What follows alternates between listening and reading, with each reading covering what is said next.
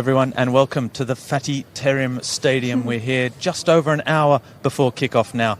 Basaksehir, the Turkish champions, versus Paris Saint-Germain.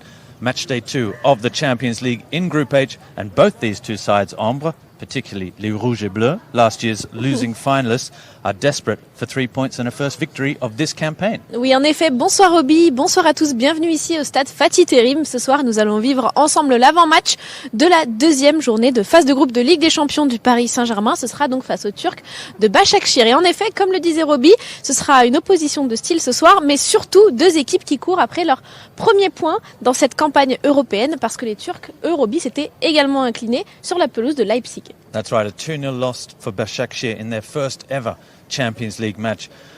They showed some promising signs in that game, going down 2-0 to Leipzig, but rest assured this evening, their first ever Champions League match here in the Fatih Terim Stadium, their home ground.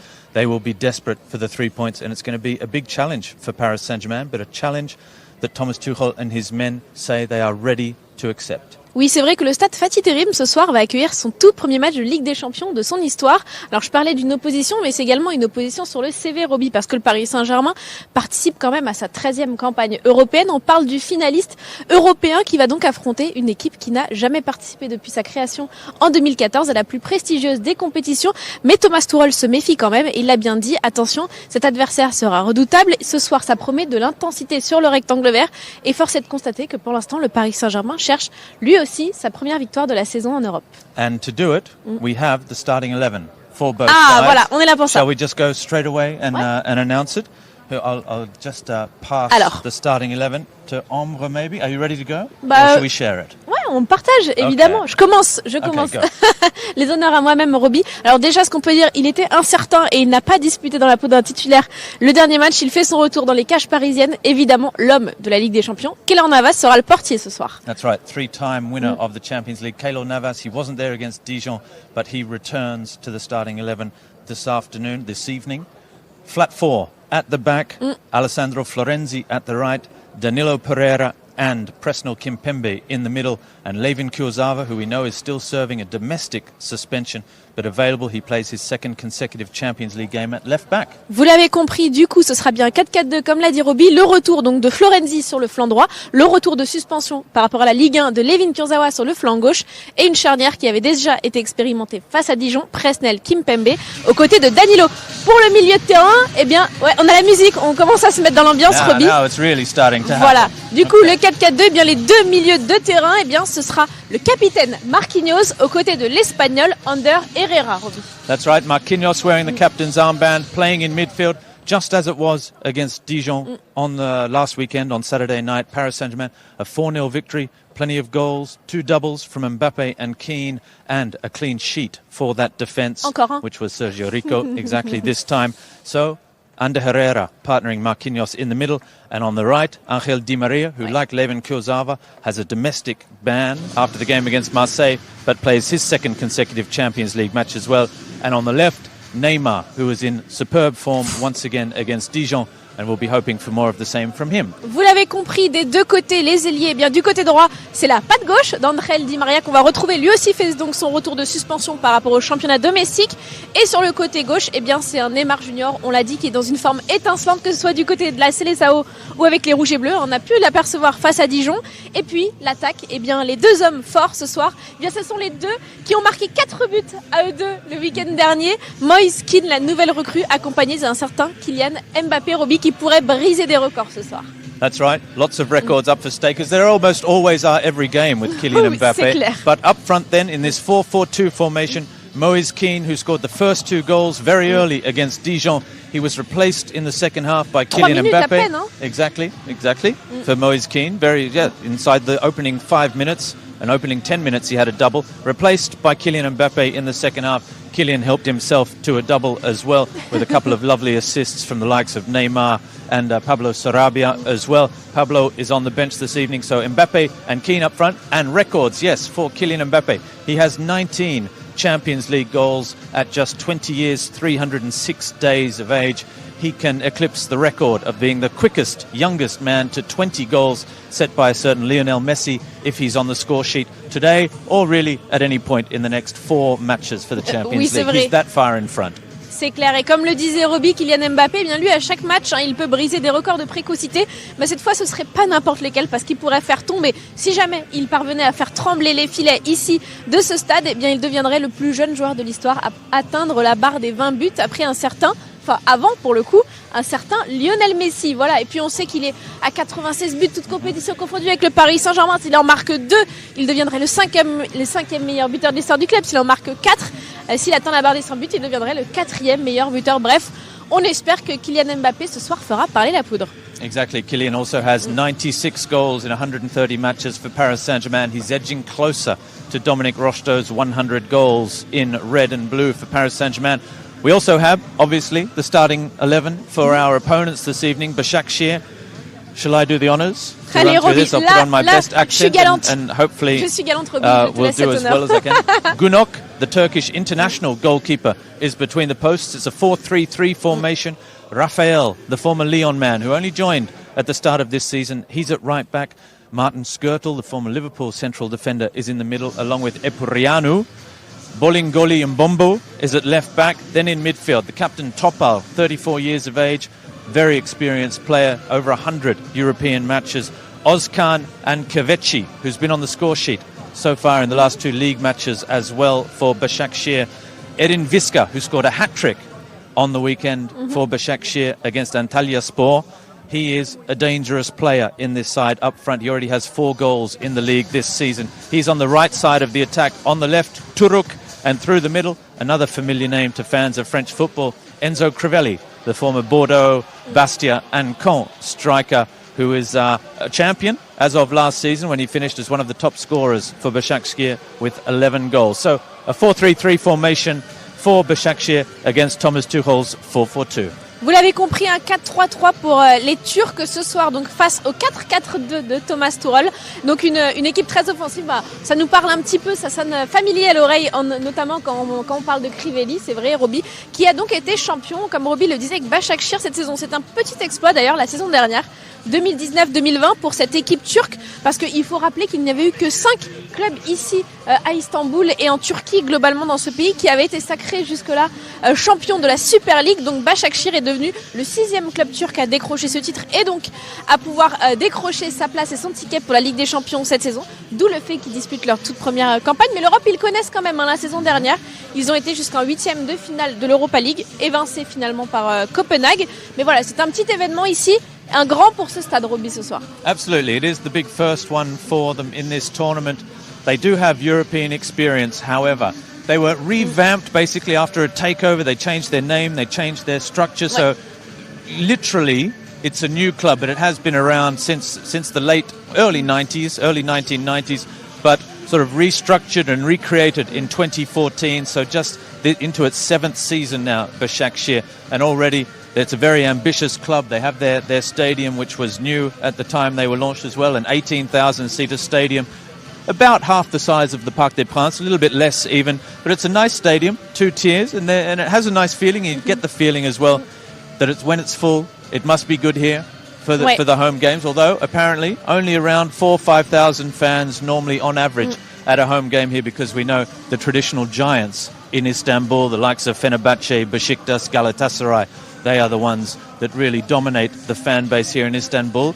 But the fact that they've become the 6th champions in the history of Turkish football means that they are an ambitious side on their way here. Oui, c'est vrai qu'on a l'habitude quand Roby parle de Galatasaray et de Fenerbahce, ou Galatasaray typiquement la saison dernière où les Parisiens s'étaient rendus, on avait eu affaire à un public extraordinaire qui n'avait fait que siffler, d'ailleurs on s'entendait même plus, même si Mauro Icardi avait réussi à faire taire le stade un petit peu pour le 2e match d'ailleurs de Ligue des Champions de l'équipe du Paris Saint-Germain. On n'est pas habitué à avoir un stade vide comme ça, Roby, 17 000, 18 000 spectateurs normalement. Voilà. Malheureusement, on commence un petit peu à s'habituer, c'est pas ce qu'on préfère, mais on doit quand même reconnaître qu'on a été très bien accueillis. Voilà, tout s'est très bien passé, la musique, on l'entend, l'ambiance commence à monter. On n'a qu'une hâte désormais, c'est d'être au coup d'envoi. D'ailleurs, on rappelle, horaire un petit peu inhabituel pour les francophones, en tout cas les Français qui nous regardent ce soir. Coup d'envoi à 18h55. Nous ici, vous le voyez, il fait déjà nuit parce qu'il y a quand même 2 heures de plus. Exactly, it'll be a 8:55 kick-off in the evening here in Istanbul, 18:55 or 6:55 p.m. local time in France, in Paris, and wherever else you are around the world. you'll have to work it out for yourselves because last night I made a mistake with the calculations in my Il head sait beaucoup anyway. de choses, mais il n'a pas encore étudié les fuseaux horaires. Exactly. Also, there are, and you might not be able to see it, we have the nice pitch and the beautiful pictures behind us here, but we're surrounded by a hive of activity. There are journalists everywhere, people running around, setting up lights, and there's a feeling that something big is about to happen here. You can feel a certain energy in the air. It is a 300 invited guests, I think, are here this evening, so it's not completely behind closed doors, but the fans that are here will be in lodges, in VIP salons that I can see up in front of us there, so you won't hear much crying, you'll be able, and screaming, you'll be able to hear the players on the pitch as well, which is probably one of the most interesting things about playing all these matches behind closed doors is that you don't have all the atmosphere inside the stadium, but we can hear the coaching staff, hear the players talking to each other, even sometimes, as we saw last night, hear the talk at half-time, which is not always a good thing, perhaps. Non, c'est vrai, mais on sent un petit peu que l'atmosphère commence à monter. C'est vrai, Roby le précisait. On le voit d'ailleurs pour ceux qui s'interrogent un petit peu sur les conditions météo, parce que d'habitude, Roby adore faire ça. Je vais lui piquer la vedette ce soir. Alors, aujourd'hui, il faisait une vingtaine de degrés. Ça commence à diminuer, je dirais 17-18 degrés. Il fait nuit assez humide et a priori, il devrait pleuvoir dans la soirée. Voilà, de quoi rafraîchir les esprits. Mais on espère que voilà, il fera très bon pour les Parisiens. Ce qui est sûr, c'est que la motivation, elle sera là. Hier, Roby, il y avait Thomas Tuchel et Presnel Kimpembe, le vice-capitaine, qui était présent en conférence de presse. Et Presnel Kimpembe, il a dit, voilà, il veut gagner. Thomas Tuchel également, on a des choses à prouver. On rappelle, malheureusement, le premier match, ils ont été vaincus par les Mancuniens d'Ole Gunnar Solskjaer. Voilà, 2-1. Alors voilà, désormais les Parisiens, ils savent qu'ils ont une obligation dans ce groupe H, eh bien c'est recoller les morceaux, le wagon, et ça passera par des buts et une victoire ce soir, Roby. Absolutely, I agree 100%, and I will translate what you said, but I'm going to do my own weatherman report now because it was a while ago, but Ombre did make the point that night has fallen here, that there are plenty of clouds around, and I can almost start to see a bit of rain start coming. Well, I'm not sure, it's dripping behind us. It is forecast that there are storms later tonight, around 10 o'clock, 11 o'clock. So, exactly. Perhaps we'll be on our way with 3 points in the bag. Otherwise, yesterday's press conferences. Yes, Presnel Kimpembe went first, but Omba was just talking about Thomas Tuchel's press conference, which followed, where the coach said, look, everyone was disappointed with the result against Manchester United. The pressure is on. They've had that game against Dijon to prepare for this evening's match, to use that as a dress rehearsal. It went very well. The side was never really threatened by Dijon in terms of scoring. It was a solid victory. The pieces are in place, and now it's in the determination, in the attitude, and in the team spirit where this Paris Saint-Germain side has to go out and show that they want this. And that was the big thing that was missing against Manchester United, perhaps, for the coach. He wants the 3 points now in this match. Oui, et puisqu'on parle du coach, eh bien justement, l'Allemand en a profité pour expliquer un petit peu ses choix techniques. Il nous avait déjà d'ailleurs annoncé la présence de Marquinhos dans l'entrejeu parisien et de Danilo en défense. Donc a priori, c'est bien sur ça qu'on partirait ce soir, Roby. Ce qui accrédite la thèse donc de la préparation face à Dijon, c'est vrai. Et puis surtout l'affection qu'a le coach pour Marquinhos au milieu de terrain. Voilà, un homme qui peut être dans le contre-pressing, qui peut se projeter très vite, qui est solide, qui est physique. Marquinhos ce soir sera capitaine pour la deuxième fois en Ligue des Champions cette saison. Voilà, c'est un rôle tout particulier pour lui. Et on sait que Thomas Tuchel attend beaucoup du Brésilien, Roby. That's right. Match number 56 in the Champions League for Marquinhos. He's getting closer and closer to that all-time record. Thiago Silva has 60 matches in the Champions League, and Marco Verratti as well. Marco Verratti and Thiago Silva, the leaders for Paris Saint-Germain in that department. And so another one for Marquinhos, who is getting closer and closer to that record. Perhaps Marco Verratti will be back for next time and they can have a little race between them, those two.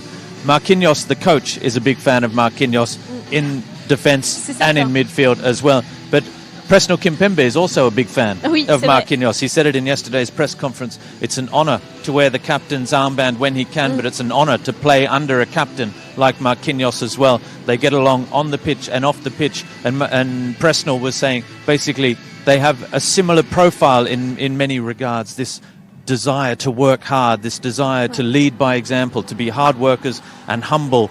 And we saw it. I came and watched a bit of training after we were live last night. And there was a moment in the tactical makeup where Marquinhos conceded a goal and he turned around. He was absolutely furious, like it was in a match that they'd conceded this goal in training. And that sort of passion and that desire to always be at the perfect level, well, that's what makes a great leader. Oui, c'est vrai qu'il y a un autre homme qui a parlé de Marquinhos hier et qui mieux que son coéquipier, son complice en défense pour en parler. Donc c'est vrai que c'était Presnel Kimpembe. Déjà parce que les deux ont hérité de nouveaux rôles avec le départ de Thiago Silva. L'un a hérité du brassard de capitaine, Marquinhos, l'autre du rôle de vice-capitaine, Presnel Kimpembe.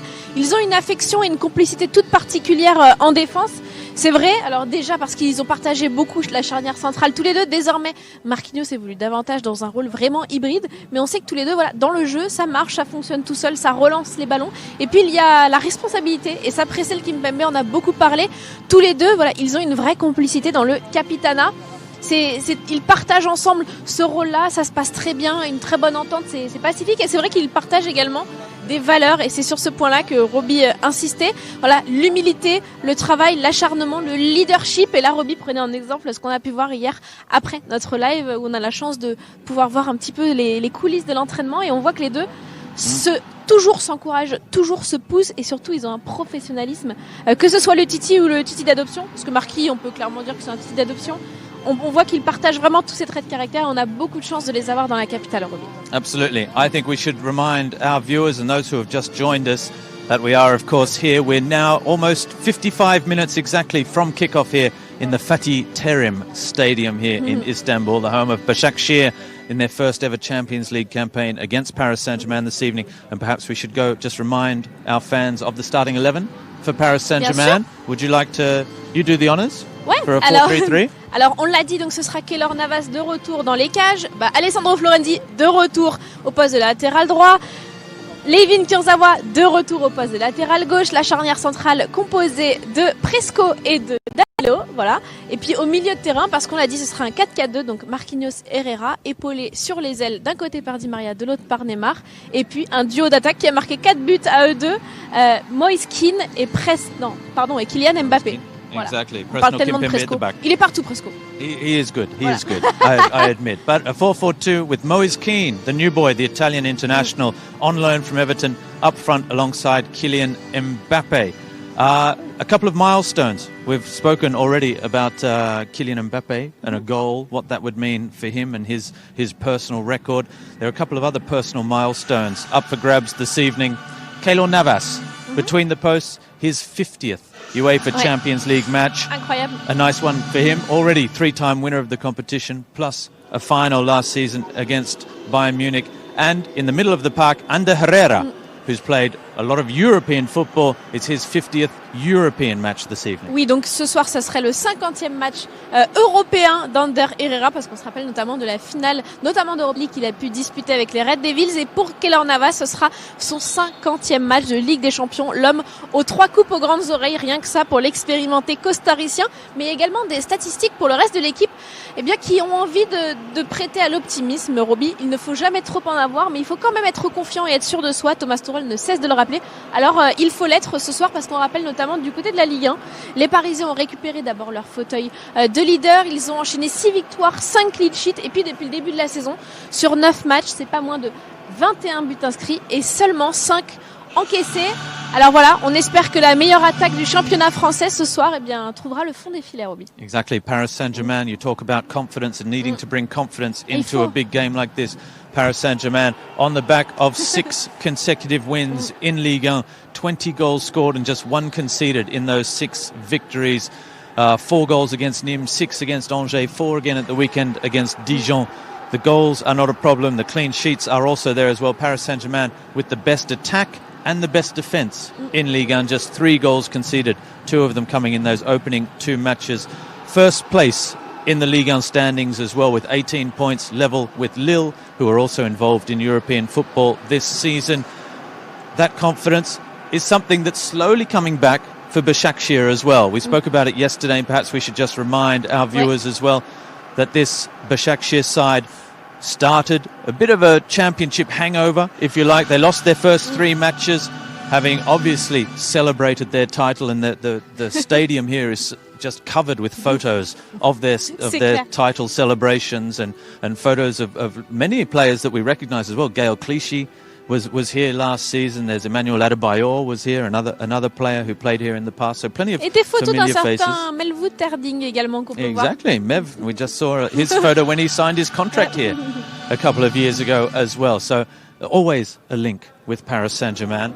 But that Basaksehir side, so after losing their opening 3 matches by 2-0, a scoreless draw, and then they won their last 2 in the league. They've climbed to 11th in the league. And they're starting to show some form, and they're starting to recapture some of that form that took them to the title last year. 5-1 winners over Antalyaspor last weekend. Oui, c'est vrai que battre Antalyaspor et puis enchaîner 2 victoires comme ça en Super League, eh bien ça redonne confiance, voilà, à l'équipe de Basaksehir, mais on peut également prendre un petit peu de hauteur, et si on en prend, comme disait Roby, parler de la gueule de bois post finalement titre et premier titre ici pour cette équipe turque, parce que si on prend un peu de hauteur, finalement c'est seulement 2 victoires depuis le début de la saison pour cette équipe de Basaksehir qui pointe seulement à la 11e place du classement. Ça peut faire un petit peu tâche finalement pour le tenant du titre. Les Parisiens, eux, de leur côté, ont également mal commencé, on se rappelle, le championnat. Voilà, sur les premières journées, on se rappelle face à Lens, on se rappelle face à Marseille. Mais force est de constater, et ça il faut leur rendre quand même aux Parisiens, c'est qu'ils ont réussi à récupérer leur fauteuil de leader, Roby. Exactly. Another point about this Basaksehir side, absolutely, and you have to be positive. We're here to look at the bright side for Paris Saint-Germain. Basaksehir, and this is perhaps a way of explaining their difficult start to the season. I think they had over 20 players left the club in the senior professional ranks and from the under-19s and the reserves. 20 players left the club and nearly 20 joined the club as well. So a huge turnover. Ah oui. There are some experienced players in this side, but it takes time to bring in new players, to bed in new players, and to create a system that works. Their coach, Okan Buruk, who is a former Galatasaray midfielder as well, Turkey international, who played against Paris Saint-Germain back in the early noughties a couple of times as well. He knows about the Parc des Princes. He knows about playing in big pressure matches as well. His job now, like Thomas Tuchel's job, is to get this side consistent and playing, and that comes through training and playing matches. And it's not easy at the moment after COVID and playing every 3 days. Oui, c'est vrai que c'est jamais facile pour les coachs de pouvoir composer. Alors pour le coup, une vingtaine de changements dans une équipe avec des départs et des arrivées, c'est assez inédit. C'est assez spectaculaire. Et c'est vrai que pour Thomas Tuchel, lui, c'est un autre gymnastique qu'il doit faire, parce que c'est vrai qu'il y a le Covid, il y a les absents, il y a ceux qui sont suspendus. Typiquement pour le match de ce soir, il enregistre beaucoup de retours. C'est pour ça qu'il voit par rapport à Dijon, il voit Florenzi revenir dans son 11 de départ, il voit de l'autre côté Levin Kurzawa revenir dans son 11 de départ, il voit Keylor Navas revenir, il voit Kylian Mbappé, Presnel Kimpembe quitter le banc de touche. Ça fait quand même pas mal de changements par rapport à l'équipe de Dijon. C'est toujours une gymnastique assez spéciale, Roby, entre le championnat et la Ligue des Champions. La nécessité de préserver certains joueurs, notamment les internationaux français qui avaient vécu une trêve très intense avec les Bleus, et en même temps la nécessité de les faire jouer au maximum. Par exemple, Angel Di Maria qui est suspendu en Ligue 1, on sait que c'est un homme qui aime le rythme, c'est un homme qui aime pouvoir jouer tous les matchs, et on imagine que ce soir il aura très très faim sur cette pelouse. Absolutely, and there are rumours that he's to be called up to the Argentine national team again, oui, which is a fantastic positive thing for Angel Di Maria. Perhaps not for Thomas Tuchel as well, because those South American qualifiers take a lot out of the players. The France national team will be playing 3 matches soon as well. Just behind us, we have the Basaksehir goalkeepers coming out for their warm-up, which means that Paris Saint-Germain will be warming up on the far side of the pitch, so we won't be able to bring you any of those pictures. Ça faisait longtemps, Roby. It's all right, yeah, we're not at the Parc des Princes. And a message to Jonathan Calderwood, perhaps, who's no doubt watching. They've got their staff there with the sprinklers, making sure we don't get rained on. Very, very respectful, very nice. Thank you very much. Ça faisait longtemps que nous n'avions pas pris l'arrosage automatique de la pelouse. Ça se passait du côté du Parc des Princes ou du Stade de France, c'est génial. Comme ça, on se sent un petit peu à la maison, Roby, parce que partout ici, c'est pareil de toute façon. On le sait. Absolutely. I think we're just about done. Oui. We'll let everyone get ready into their pre-match warm-up now and get ready for what their own rituals that they have to do. Starting lineup one more time, or we're ready to go? So, okay. Allez, my turn? Allez. Okay, starting lineup for Paris Saint-Germain. A 4-4-2, as it was against Dijon. And the back, I can't find my figures, but I know it all anyway. Besoin, Roby, Keylor Navas in goal. Right back, Alessandro Florenzi, who missed the game against Dijon. In the middle, Danilo, and on the left, Presnel Kimpembe. At left back, Levin Kurzawa. So, from changes from Dijon at the back, a new goalkeeper, a right back, and a left back, all returning to the side. In the middle of the park, Marquinhos and Ander Herrera. Plenty of fight and battle and niggle in there. That'll be two players that will harry the opposition. And then the four attacking elements. Angel Di Maria on the right, Neymar Jr. on the left, and up front, Moise Kean and Kylian Mbappe. It's a very attack-minded side, and one that Thomas Tuchel clearly feels after the dress rehearsal against Dijon is the team required to beat Basaksehir. Et vous l'avez compris, donc avec ce 4-4-2 qui fera opposition au 4-3-3 de Basaksehir, eh bien il y aura une attaque tout à fait inédite avec Moise Kean et Kylian Mbappé, les deux auteurs de 2 doublés face à Dijon. C'était ce week-end dans le cadre de la Ligue 1, donc on espère que ce soir ils seront tout aussi efficaces. Ça promet en tout cas une belle soirée ce soir, Roby, ici sur la pelouse du stade Fatih Terim. Donc on rappelle que heure française 18h55, c'est un petit peu inhabituel. Sur toutes les plateformes digitales du club, évidemment, nous vous ferons vivre tout l'après-match, les réactions, le meilleur, les résumés, toutes les coulisses. On sera là également dès demain avec le MAG, avec Roby. Bref, on va espérer en tout cas qu'on se retrouvera avec la victoire pour cette deuxième journée de la phase de groupe de la Ligue des Champions. Et pour vous, ça commence presque maintenant. Basaksehir, Paris Saint-Germain, c'est ce soir et on vous souhaite une très belle soirée, Roby. That's right. 45 minutes till kick-off. Everything you need to know about the match on PSG.fr will be tonight after the game and tomorrow as well. That's it. We have to go. The UEFA police are walking around behind us telling us to stop the live. And we forgot a word, Ombre. Allez Paris. Let's go. Ciao.